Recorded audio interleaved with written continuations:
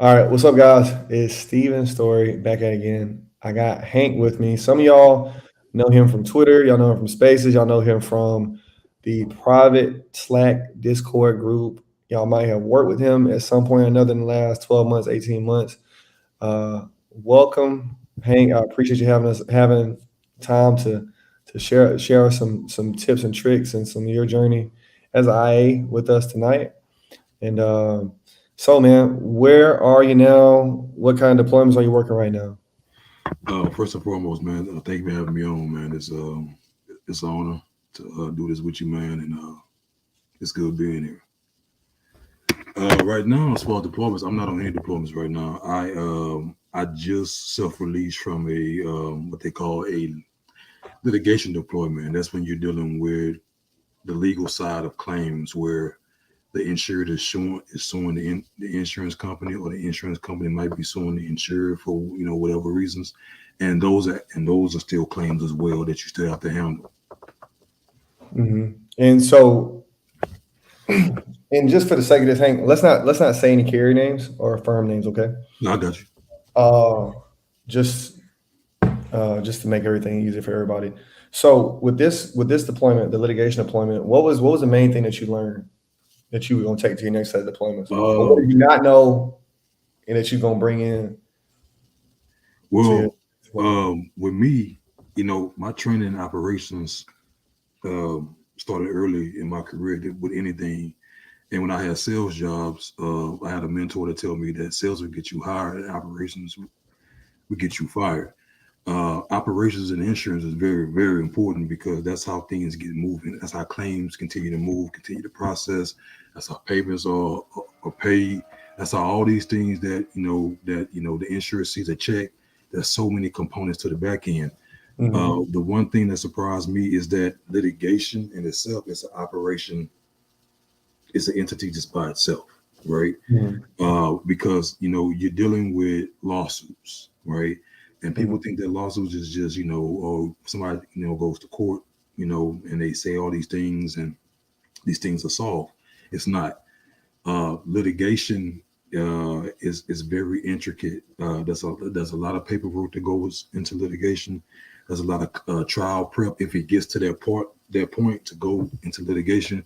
But the main thing is that not every litigation claim has to go to trial, and that's the main goal with a lot of these companies. They want it to be to where they don't have to spend the money on trial. Can we settle this out of court? Can we do this in mediation to where it's a win for them, it's a win for the insured, and we can shake hands and part ways. Hmm. Now, Mhm. I didn't mean to cut you off, Hank. You No, keep no, going. Keep going. no, you good. That was it. Well, my question then is, if I'm a new adjuster and I'm looking at something like litigation, now obviously new adjusters, y'all, 9 times out of 10, you're never gonna get a litigation deployment. 9 times out of 10, as a brand new adjuster. But Right. do you think that you need to pay more attention to detail than a regular deployment? Yeah. And well, I would say that you would have to take your attention to detail and kind of evolve it into the context of litigation, because you're dealing with trial dispositions, lawyer documents, all these things that we wouldn't normally read as a consumer, or even as an adjuster. You're dealing with a whole different beast set of documents. But of course, you'll have a photo sheet of the damages and things of that nature. But we're talking about settlement documents and just different type of documents that the attorney provides that you have to build your case upon, and it kind of guides you to how you're going to work your claim as well. Mhm. So it's basically a whole different types of claim. It's a whole Yeah, different as type a of claim new environment. as a new adjuster, I would even want to put you in that hell with litigation claims, 'cause it's a different type of beast. Mhm. We're talking about a different mindset, because you're not paying a claim to pay a claim to make the insured whole. You're trying to figure out, was there any type of negligence on the vendor's part? Was there any type of negligence on the insured part? Why is the insured suing us? Why do they feel like they're justified Mhm. in suing us, even though we followed everything by the policy? Right. I see. I see. And so, um, let's take a couple steps back a little bit, right? Because litigation, guys, I've been in the industry a long time. I explicitly avoid litigation on purpose You a because smart man. I don't want to deal with it, right? I Yeah, think that, you a smart man. and litigation ain't the only types of deployments you've been on. You've been on other deployments, but to me, I want to do things that are interesting to me, that are Mhm. in my wheelhouse, and make me pretty good money. And litigation deployments, the money is similar The to money some is other seen. property deployment. And so for me, I'm like, I could go be in a cumbersome deployment, or I could do something I already enjoy and have a skill set in and make Mhm. more money. And Uh, see, here's the thing too with litigation. So this is pros and cons, right? mhm. Litigation is long term, right? We've had people on a deployment I was at that's been there for 7, 9, 10 years on the same deployment, right? It's considered a deployment because it goes through a firm, but Mhm. litigation is long term. However, the only thing is that when a catastrophe happens, you're not really seeing catastrophe pay because it's a saying goes song and dance, even if there's an influx of claims coming in. Because You it's look litigation. Those cases are still open and they still got to get dealt exactly, with. exactly. And you're not going to pull you. And just so y'all know, we're saying, me and Hank are having this conversation so y'all can understand the systems of how these claims work. But they're not Right. going to pull you off litigation claims to do CAT. It's just not happening. No, they're not. Now there are some instances where it has happened, like when the story was with Irma, Maria, and Harvey hit all in the same time. That Yeah. happened. But how many times are we going to see that? You know, Yeah. it might come one more time, but for the most part, you're stuck doing those litigation claims. Hmm. Hmm. So Hank, how long have you been licensed? How many deployments have you been on now? What are your strengths you think as an adjuster so far? Man, so I kind of give you a little background because my story is a little different from most. I started with FEMA and Small Business Administration. FEMA, as people know, they have they have deployments with flood and construction analysts with SBA, and it's basically the same exact thing as an adjuster. The difference is that you're not using Xactimate, you're not sketching, you're not really following the policy. You're going out and you're scoping more. You know, you're talking to people, you're shaking hands, you're scoping, you're writing those things down. But what people don't realize is that SBA loan money for disasters and that FEMA money is backed by insurance somewhere, right? So they have to Right. have those things in place. You know what why they call it an adjuster. What do they call it? A construction analyst. You're still dealing with construction material and damages. Mhm. So Mhm. I got my start in 2016, Mhm. 2016, 2017 when Harvey hit. And then I was in the States doing it, and then I was shipped overseas to do it. Mhm. That's what I met the first independent adjusters overseas. I was in Mhm. Puerto Rico, uh, Right. in the U.S. territory, and I met these independent adjusters, and we were just talking, just chopping it up, and we were talking about what we do. And I had never heard of an independent insurance adjuster before, but I was doing the exact same thing, almost, what they were doing, right? So I'm like, okay, well, they must get paid the same amount as me. No, No. what even close, well. You know what I'm saying? When I, Yeah. when and it's crazy because one of the dudes I met, his name was Hank. You know what I'm saying? So that's who really got me started. I met myself out there, right? And so Mhm. he showed me, what they do. He showed me exactly. He showed me, all these things. Then he showed me the check, and the check changed everything, Oh right? yeah. So I spent my tenure out there because I was overseas for 3 years, right? I spent Uh-huh. 10 years out there, but I told myself, I said, when I get back, the first thing I'm gonna do is get my license. So I got my license around 2019, right? Um, and then that was around, I think I want to say March or April, and then from there there was a gap because I was coming in brand new. So from March to about beginning of August, I didn't have an independent insurance adjuster job. Luckily for me, I saved up money from overseas, Mhm. But then I got my first deployment, and you remember because we was on the same deployment together for a little bit. That was Bruh, the it was first August deployment. 2020. Yeah, That I was remember it was Liberty Mutual. Yeah, we got Liberty a deployment Mutual, together. man. Yeah. That was the first deployment, man. Mhm. And so, we did that, and then so with that deployment, I was what they call a CE, a claim examiner. And had I known what I know now, that job was easy. It was really easy. I didn't know it because I'm in here. They gave me 70 claims starting off, brand new, out the Mhm. gate. You know what I'm saying? They told me go ahead and run a 4x4 player. You know, Yeah. your first Yeah. thing out the gate, right? And so the Mhm. thing is that I wasn't I was I wasn't worried. I was just concerned because I want to do a good job.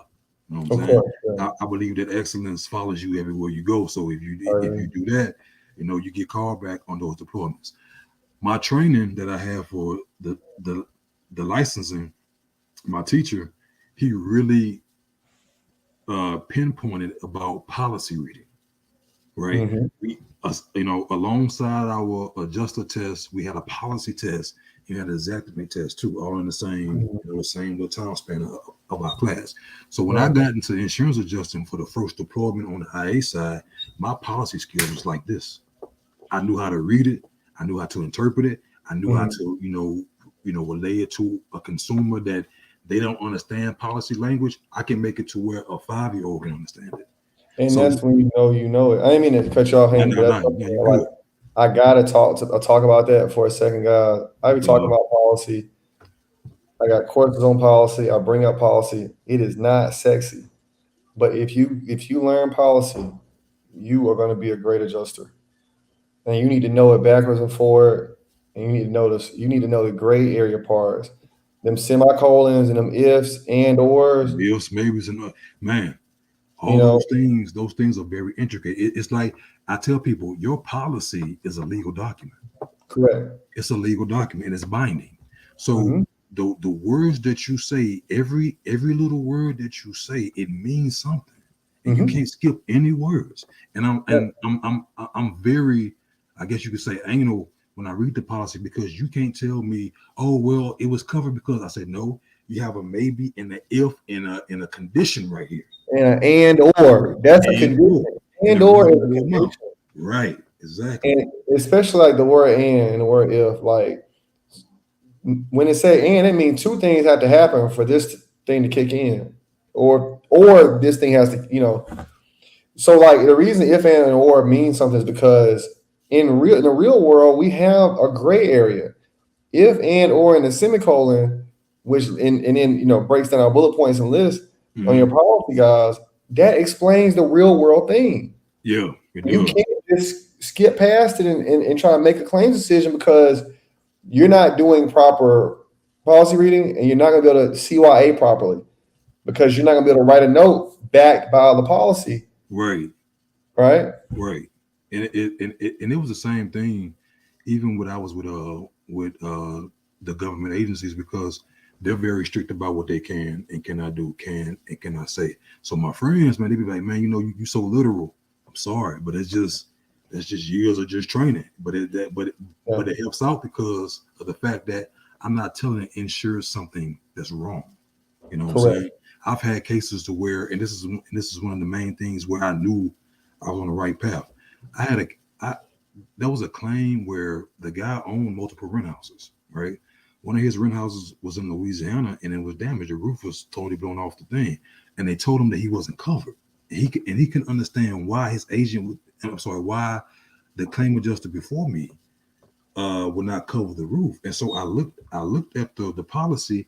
The agent had been selling him a renter's policy for almost 15 years, Like renter's insurance. a renter's insurance policy for 15 years. When she came in, I guess she was new, didn't know. She figured renter house, renter's policy. No, Yeah, and agents and before you keep going, Hank, agents do not know policy. They know how to sell policy. you're not a sale Okay, policy. when They they when do. you get people on the phone, you got to talk to them about policy just like you talk to an insured. They don't Right, know. right. That's They true. do that, and they make the mistake of underinsuring their customers all the time. Exactly. And I be trying to tell people like, and this might sound cocky, but I feel like that as an adjuster, we can outsell an agent because we know what we're looking at. We can tell Yeah, you, we can tell insured exactly what they need and what they don't need based off their, what they have as their residence. Mm-hmm. Because we deal with policy day in and day out. Correct. Mm-hmm. Correct. And that's I think that's also something that I want y'all to that y'all are watching. I want y'all to be mindful of the confidence. Where does Hank's confidence come from? Because he understands policy in a strong way, right? Mm-hmm. And when you understand a strong way, you can be confident in talking to an agent, talking to insurer, talking to anybody about what you do for a living. You You can. know, You this can. is a big policy is a big tool for what you do. And so here's the misconception that I want people to realize. People that's coming in, I'm just as, not knowing or knowing as they are. The difference between what I see as a new adjuster and then me was that they didn't have a focus on policy. And policy is where you get your confidence from. Mm-hmm. So if you're trying to figure out, why I'm not confident in this and why I'm not confident in that, go in their confidence Bible, which is the policy, and read that. Because here's the thing, I don't know everything on a deployment. When I get on there, I don't know the systems. I don't know the people. I don't know, what type of claims we're going to be working with as far as like, how intricate they are. But one thing I noticed in my claim philosophy is policy. Correct. So everything else is just a minor formality. Right. You know what I'm saying? No, that's right. And I think so give me some let's go on to some other side. I know ain't nobody asked you this. Give me 3 big mistakes you've made in a claim before. Oh, I can tell you 10. I can tell you all. Like, I can tell you oh all kind of my stuff, God, why did I man. do that? So I want people to realize that don't be afraid to make a mistake, especially if you do. All right. I've made mistakes where I didn't put the wrong check in the insurance name, or not putting the mortgage Right? holder on the Yeah, check. yeah, I've denied stuff when it should be approved. I approved stuff when it should have been denied. yeah. I put too many dang on shingles on the roof. It only called for a patch of the roof, and here I am adjusting for the whole thing. Man, Yeah. I've made mistakes as far as just calling the insurer and being in the wrong claim and arguing with the insurer like, no, this is your claim. You know what I'm saying? Yeah, I didn't do a lot of them. I didn't do a Yeah, lot you of know what I'm saying? Because sometimes you get so many claims, man, you be crossed and you be thinking, nah, this is the claim I'm working on. Nah, this claim, this claim belongs to Miss Susan, and you're talking to Miss Charleston about this claim. You know what them. I'm I'm gonna saying? tell you what gets Yeah, crazy. People have same names or they have the similar same names, names. or Yeah, they'll be in the same street name in the same city, but it's not the same street. It's the same it's street not. name. It's not, man. So I didn't. Let me tell y'all something, man. I didn't make some mistakes in these claims, man, and I'm grateful because even growing up, I wasn't afraid to make a mistake because I can own it. Mm-hmm. I can own it. You know, so it's just the fact that as long as you own it, as long as you honor thyself by change behavior, Right. then you'll be good. Yeah. Yeah. And there was something else you said, Hank. You committed yourself to excellence. Right. And what did that look like for you? What did excellence look like for you in this business? Oh man, um, my cousin, man. So I got a cousin that's an insurance adjuster. Didn't even know it until we start chopping it up. And man, it's like she can orchestrate claims. It's so smooth and it's so friendly, but it's intimate. You know what I'm saying? Mhm. Like I've never seen customers or insurers, I should say, respond to adjusters as they did with her. She can talk real with them.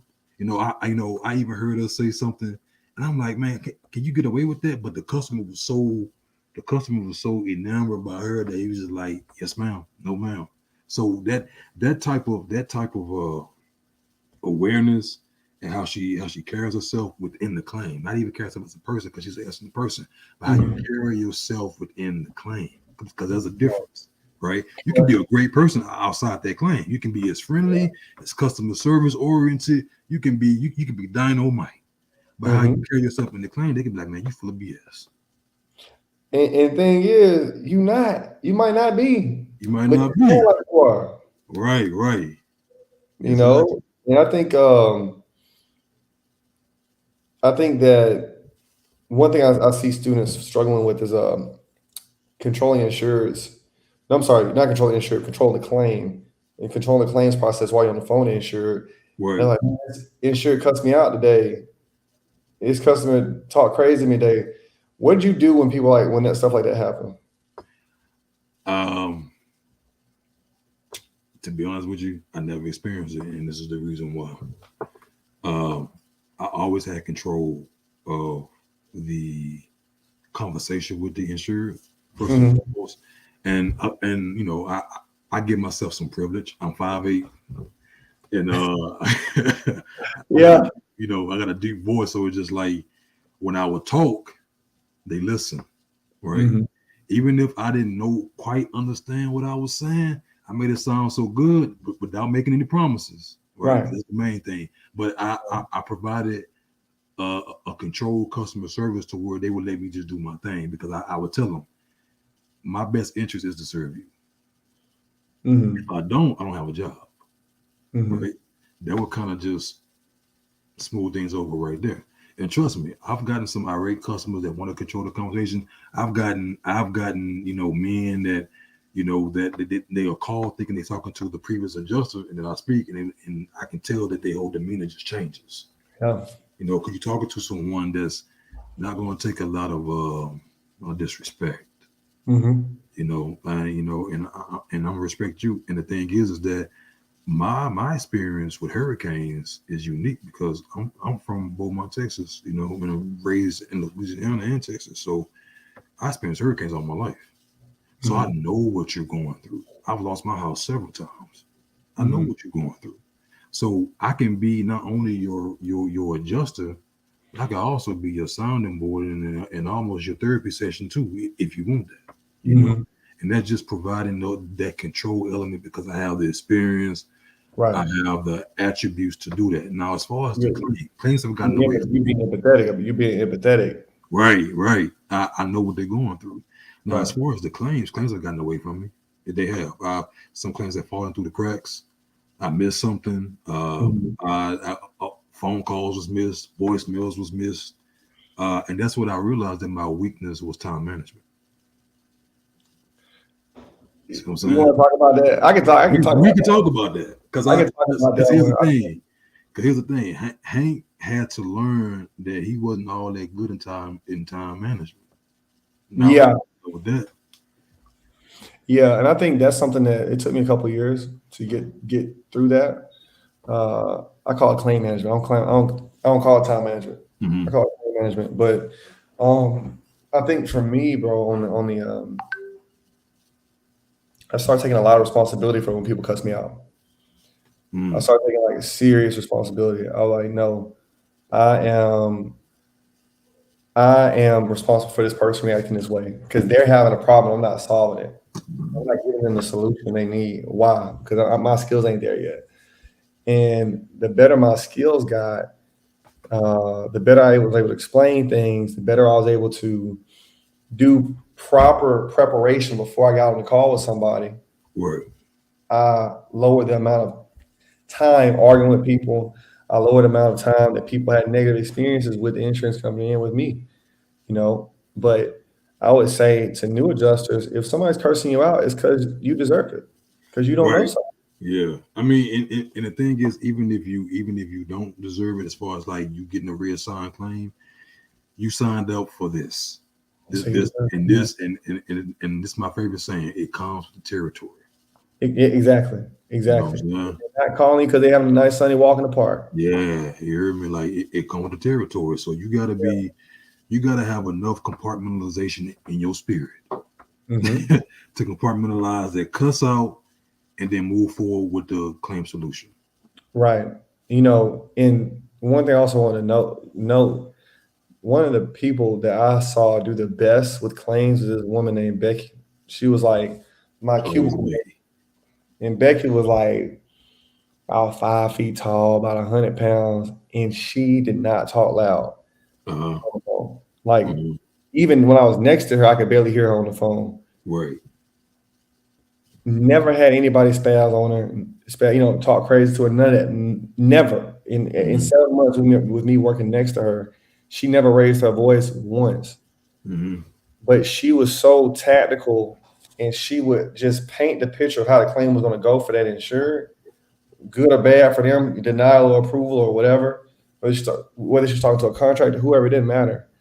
Mm-hmm. But what I really enjoyed about her style of handling claims was it didn't matter what the other person was going through.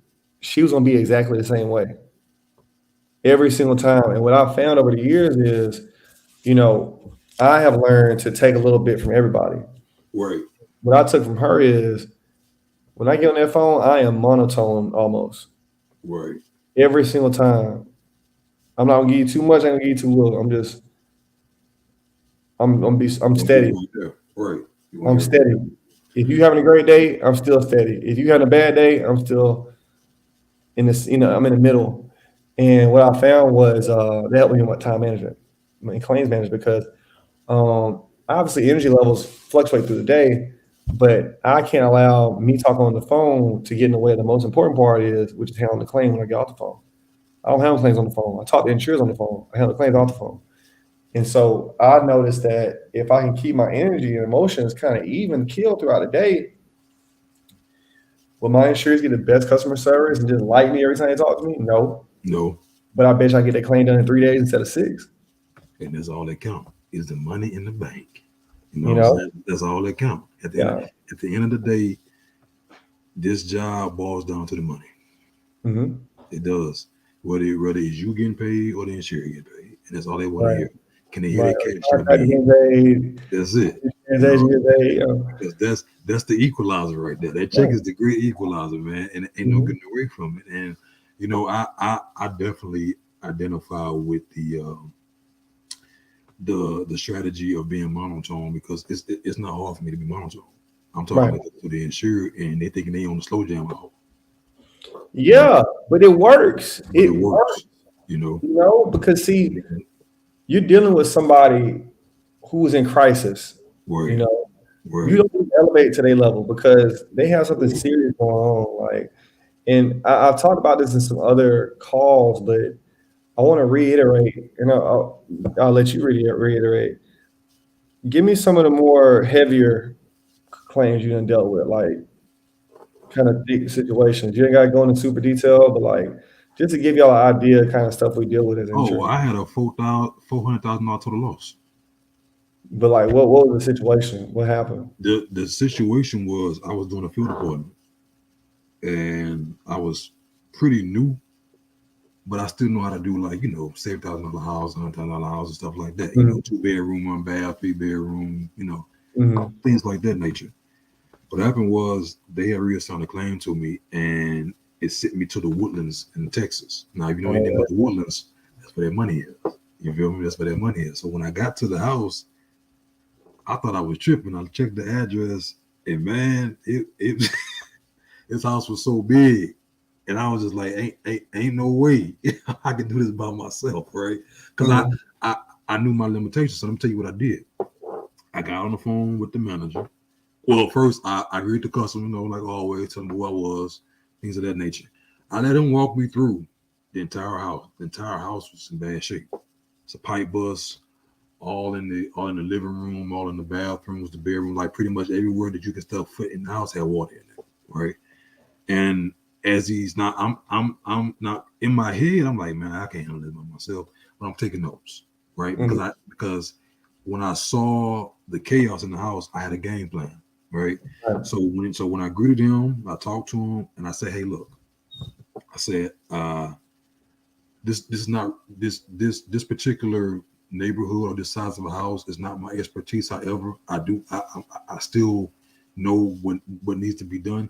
Let me get on the phone, call some backup. That way we can take care of your house the way that it should be taken care of." He's like, "Hey, that's fine. I'll call." I like how you say that. Yeah, call whoever you gotta call. So inside, I'm panicking. Outside, I'm cool as a cucumber, right? Yeah. I called the manager from the IA firm, tell him what's going on, And he gave me the whole spiel about taking one room at a time. That's some BS. Yeah. That's some big. I don't care what nobody say. That one room at a time stuff is some BS. I got a whole mansion that I'm trying to deal with, and it ain't no one room at a time. These rooms are connected some type of way. Right. This is one mansion, okay? They don't room. This ain't no one room at a time, man. Man, so good thing I had met some of the managers from USA. I'm sorry, from the carrier I was with. Right. So I called them, and he was like, "Hey, yeah, I remember you." He said, "I tell you what I'm gonna do. I'm gonna send the staff field adjuster out there that handles large losses like this, and y'all can be on the claim together, and then you can shadow him and how he does his scope and inspection." Right. That's smart. So he was out there within 30 minutes to an hour, really, same day.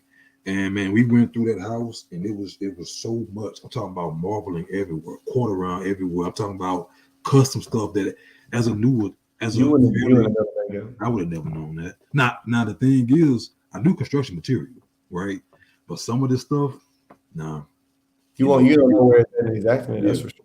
Exactly, for sure. Yeah. But he was able to walk me through all these things. So the lesson that I learned is that you can call and ask for help one time, but if you're not getting the help that you are satisfied with or comfortable with, right, do it again. Don't just take it one room at a time as an answer, because here's the thing: claims that get done fast or claims that adjusters are comfortable with. They can do it. They can do it with their eyes, with their eyes closed. I knew I wasn't going to be able to do that. So the solution was call for backup. And I don't know who I got to call. I would have called HR if I had to. Yeah. You know what I'm saying? But you call for backup because at the end of the day, they have to realize that you are attempting to take care of the insured. And that's what I stand on. Right. So that's the important thing. That's what we have that's what's part of our license, that we are here to take care of the insured. That's part of our Exactly. And I think you said something big there, which is, like when you need to go get some help, because trying to do it on your own and not knowing, and then you have to, they call you to the carpet and you got to explain why you don't know what you're doing. Exactly. Why you made a decision and why you didn't know what you were doing. Those types of things get you fired. Yes, sir. They get you fired. They do. And and the thing is that, you got to stand up for yourself when it comes to these things. Now you ain't got to do it in a way that's combative, that's fighting the IA firm or the carrier, but you tell them, hey, this is my skill set. This is what I'm comfortable with. This is more than what I'm used to. And I know you don't want me to be out here doing a half job. If you can give me some help, let's do it. Because one room at a time doesn't help anybody. No, it doesn't. And it's going to cost more money. The insurer is going to leave with a bad taste in his mouth. I ain't gonna look you crazy, and the carrier ain't gonna want you there no more. Right. What do you think? What have been the three things you think you've learned in this last 2 years that changed your perspective on basically how you do a job in general? Well, you don't have to love a job to do it. No, you don't. I so controversy time. I don't love IA, but I do it because the money is good. It affords me freedom, and it is really a stepping stone to get me out of here and do what I really want to do. Right? I have to love this job. Now you have to respect this job, and that's where the excellence parts come in for me. I respect IA. I respect everything that every adjuster does, because this ain't for the weak-hearted, man. No. It's not. You can't be faint-hearted coming into this industry. All the things that you gotta do, and if if money is your focus, and that's fine. Make sure you're doing the things you do to always be in the money, to always to always have money opportunities. But you ain't gotta love it, but you have to respect it. I learned a lot about myself as far as just how you handle personal tied into this world of just non-stop work, right? right? And it's hard because if you're working a 9 to 5, you have an alpha and omega. For, when you come in, you clock in, you go home, you got your days off. You can deal with your personal on your Right. days off if you can. But Correct. this right here, 7/12s, and you got somebody dying. That's hard. I've experienced all that. You know what I'm saying? 7/12s, and you got a relationship that ain't doing so well, and y'all talking past each other. That's hard.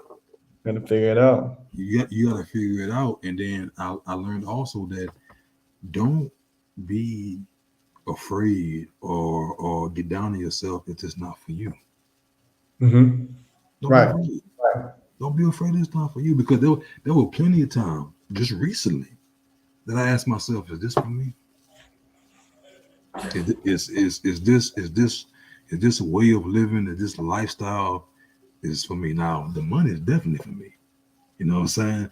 But how we getting to the money? How we getting to the yams? Do I agree with that? Yeah, And, yeah. no, I feel you on that one, bro. I think for me, we always kind of answer the question. I'll just look at my bank account, and I'll be like, do I have a skill set that will duplicate this amount of money at this current time? And the answer will be no. So let me keep going.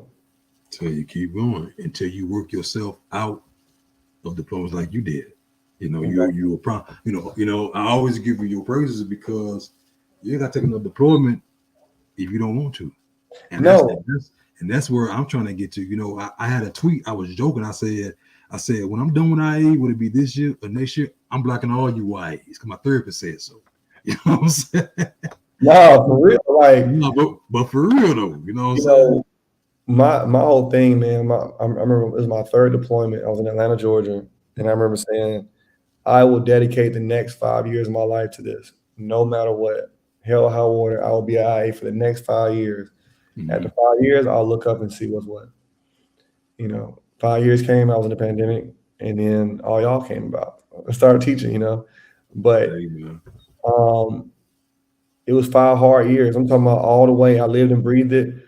I missed probably every Christmas in that 5 years. I didn't do any New Year's celebrations. I didn't do any, birthday celebrations. Right. Paid off all my debts. Right. And because for me, it was like, hey, I can get 5 years of my life to be done with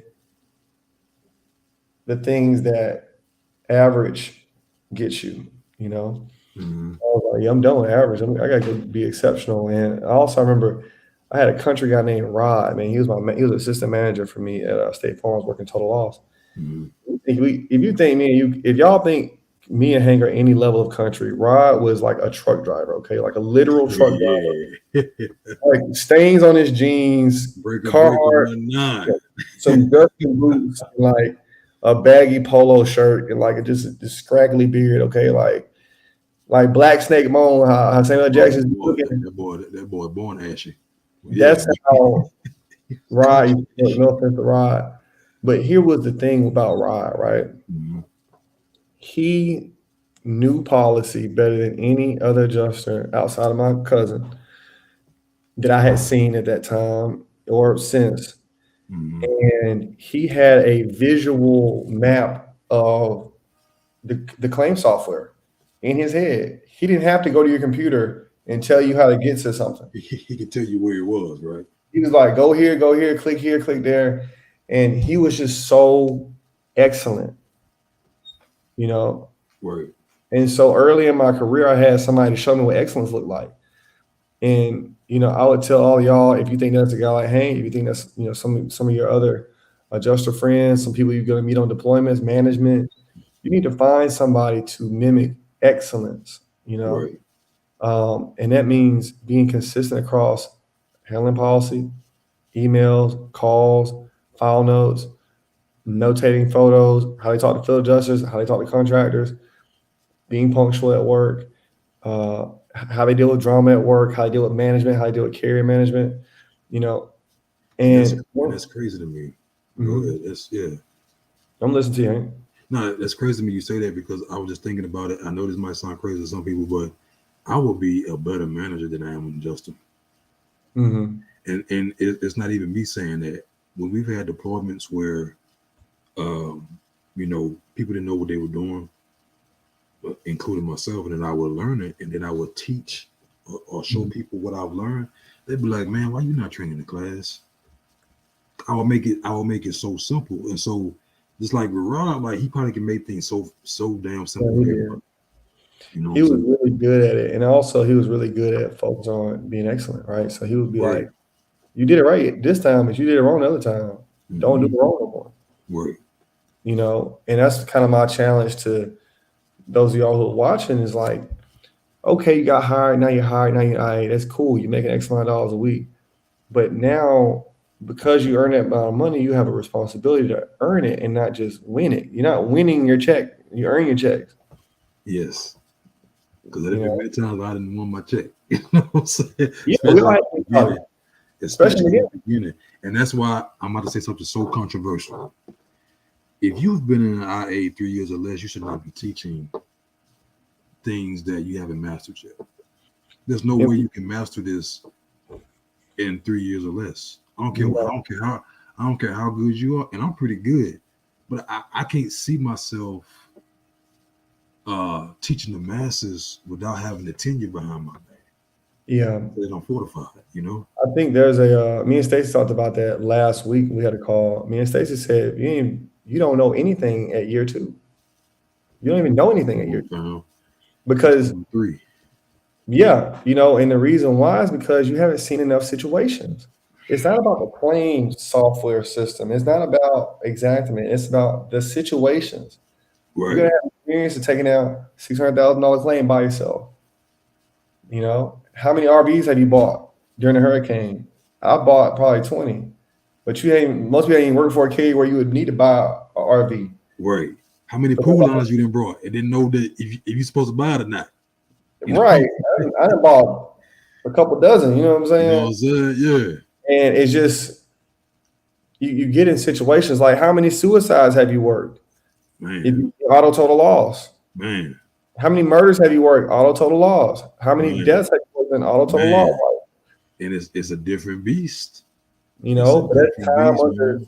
tension. It's a lot of time under tension. And so I didn't even, the only reason I started teaching was because I was asked to teach. Right. I didn't teach because I wanted to teach. I got sat down at lunch and they said, why don't you teach this? And but see, the people crown the king or the champion, right? When I was, would it be in the office or whatever like that, and I would learn the system, and then somebody be like, hey, Hank, how you do this? Sit them down, say, look, this is what I do. And they be like, man, that's so easy. They'll go tell the whole side of the office. Next thing Right, I know, my desk is crowded. right, And right. so I didn't want to be in that position, right? I just Mm, want to make my money and leave. But I found myself being a better trainer yeah. than the actual adjuster. And I'm not afraid to say that, because No, no. yeah, I was like that in the beginning, but what I found was, as much as my fellow adjuster said that, I knew that I wasn't ready because I hadn't seen everything.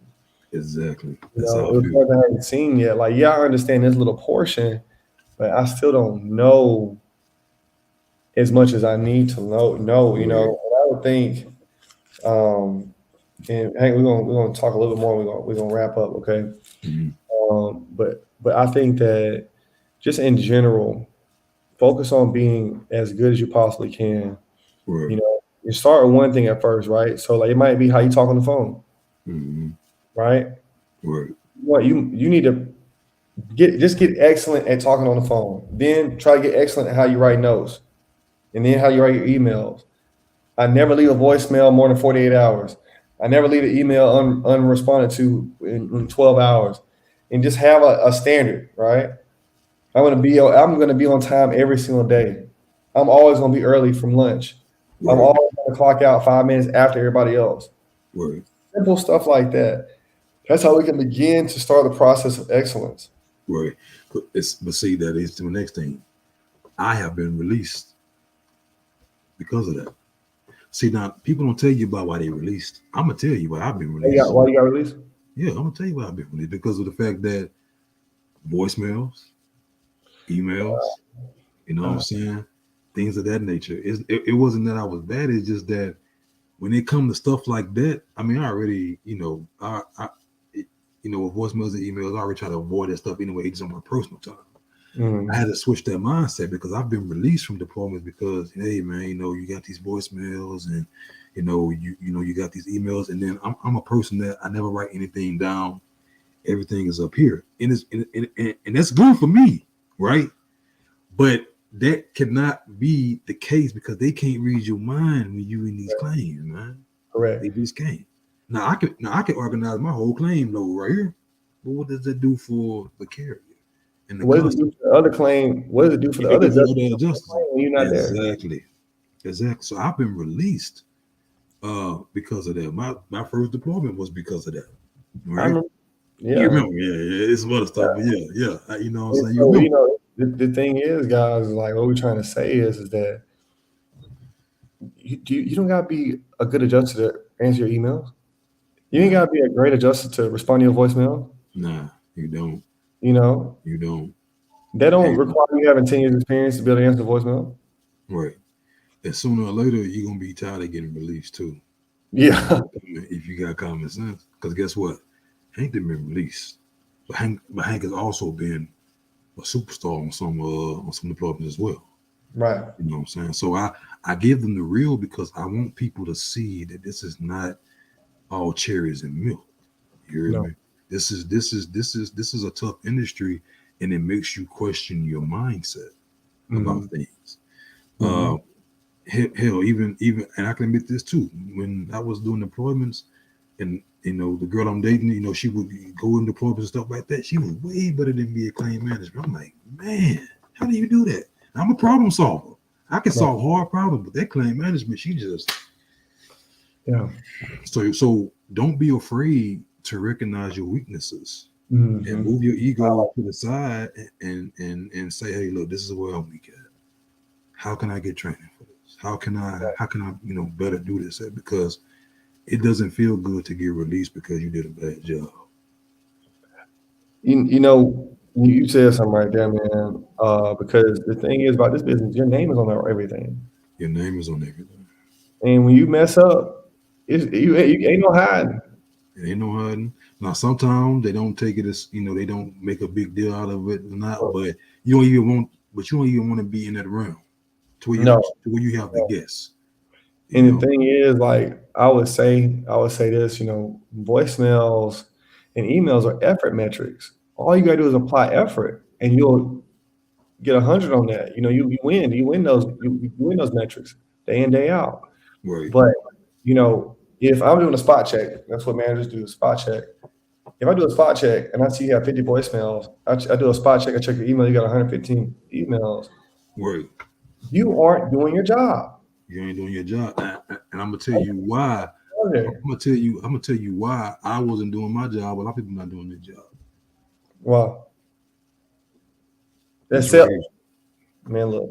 This right here. This has gotten me in trouble in so many ways in one that I had to really lock it up somewhere. Yeah. Yeah. It got to the point, guys. I'm young. I'm on Twitter. I'm on Instagram. I had to put my phone in the car and leave it there for the work day rather than lose my job. And you got to. And then watch this. Don't let you be arguing with your girl or your boyfriend because you're gonna be up there. You all heated. You get to, and you can't even work. I didn't been there, man. No, see, thing is, you ain't supposed to be talking to him. You ain't supposed to talk to them in the first place. You have no text messages coming in. Right. And that's something that I had to set the boundary for because other jobs you can text a little bit here and there. Mm-hmm. I got to the point, even during the pandemic, I was working from home. I would have to leave my cell phone in the bedroom and work in the kitchen. Man, look, I had a partner named Mary, man, and we worked together on deployments. I would literally, he was on the other side of this. I would hand him my phone like this every morning because I knew I would hand him my phone. I told him, man, don't let me see my phone till lunchtime, bro. Yeah, I would do that. Let me tell y'all a story. One time, it was a guy. He was like the best adjuster on our team. Handled claims quickly, had great customer service, had closing claims really fast. And at State Farm, I said I want to say carrier names. I'm gonna say State Farm. So he's at State Farm. State Farm, men cannot wear flip flops. They cannot wear open toe shoes. Uh, And so carrier managers walking through the cubicles one day and they see him wearing flip flops. And they said, "Look, you do that again, you fired uh, with the flip flops." He said, "Okay." A week later, he on that cell phone. Now, State Farm has a thing about, because see, guys, cell phones are a security risk because you can always take a picture of a claim. These people have all their personal information and they have right. highly good information there. You don't need to have a cell phone there just because of that alone, because of Mhm. the camera capabilities. And so he had his little cell phone propped up, watching a movie while he's doing claims. Mhm. Carry manager walks back by him again. And he see the phone. You see him watching the movie. And they sat there and watched the movie with him for 5 minutes. Man, And they if I had to guess who this man, I think you may or may not know him, but anyway, I might know him, man, because it sounds like this dude that I worked with on Two Deployments, man. And, they yeah, tapped him on the shoulder yeah, and they fired him on the spot.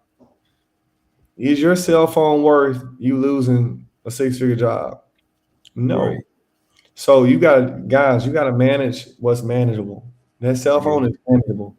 You got to manage what's manageable. You do, man. And these emails and these voicemails are manageable. Your file notes are manageable. How you read is manageable. I'm gonna tell y'all something, man. Like Jay-Z said, Hove did that, so hopefully you ain't got to go through that. Learn from my mistakes, Yeah. please do. I am not a perfect adjuster.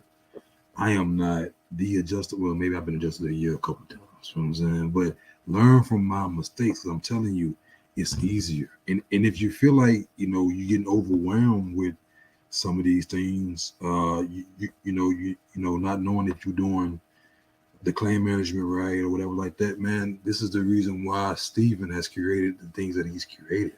Mhm. Fail safes, training materials, so that you can take advantage of someone that's been in tenure for 7+ years, right? Not 1 year, not 2 years, not 3 years, but 7 and more. And he can give you resources and training and perspectives that you would normally have. Mhm. Yeah. Yeah. And that's the thing. I just wanted to be what I didn't have, when I was starting out, because I was so confused. I used to be so stressed out, man. I would wake up at 3 and 4 in the morning thinking about a claim and racing to work, getting to work an hour early to get in the claim before management would to fix a problem. That's how Yeah, stressed I used to be. But it's also how committed I was to winning. I wanted to win. I wanted to get the big deployments. I wanted to, and not only was it the deployments, I wanted to close big claims in front of all my coworkers by myself. That's what I wanted. what's up, man? I wanted the pride of saying, "Oh yeah, I'm the youngest." Because I was back then, guys. 26, 27 was a baby in this industry. It really is. I'm 26, 27, and I'm closing claims on folks that's 55, 50, 60, you know what I'm saying? I wanted to get my respect as an adjuster when Putting people them looked at my numbers on notes. the board. Huh? Putting them numbers on the board. I wanted to put numbers on the board. Exactly. Hank, you got anything you want to close with? Man, I would tell y'all that you can always improve. I'm very hard on myself, triply hard on myself when it comes to anything, but especially this job. And our question is it for me or not. But the thing is that I always know that with the right amount of effort, mindset, and compassion and grace towards yourself, you can improve. There's resources out there. Mm-hmm. Respect this industry. It's okay to do it for the money, but respect this industry, right? Because there are a lot of people out there that they don't want to see a certain demographic make it because they feel like they don't respect this industry. Everybody that's reached out to me about IA, I appreciate y'all. Thank y'all for supporting me, following me on different social media mediums. But stick with it because it could change your life. It could change your family's life, and you don't have to be in it forever. This can be a stepping stone to the greatness that you're supposed to be in. Mm-hmm. Right? Pressure determines trajectory. Mm-hmm. And this thing is high pressure, but your trajectory is through the moon. So that was it, man. Hank, man, thank you again. Me and Hank hang out in real life, just so y'all know. So Real life. we ain't got really. I'm happy to see your progression in this business in this industry. Especially not knowing how it's going to be, how it's going to turn out, right? Mhm. So I always proud to see how far you going and how far you gonna go. You Much know? obliged, man. Like I said, you've been not only an inspiration, but a true friend and a brother Oh yeah, man. since Oh the yeah. beginning. Man, I Me appreciate and you that. had an understanding just from the first conversation. So Oh yeah. it's always good to fellowship with Mm-hmm. like-spirited individuals. You You're know, right. You're right, man. Well, look, bro. Go ahead, enjoy yourself, enjoy your night, man. It's a little late over here in Brazil, I know it, midnight. man. Living the life. I'm Uh, jealous. guys, this is on replay. I will be sending you the link out here in a second, and from there, y'all good to go. That's it, man. Thank y'all for having me, man. Good night. All right. Let me get this back offline. Here we go.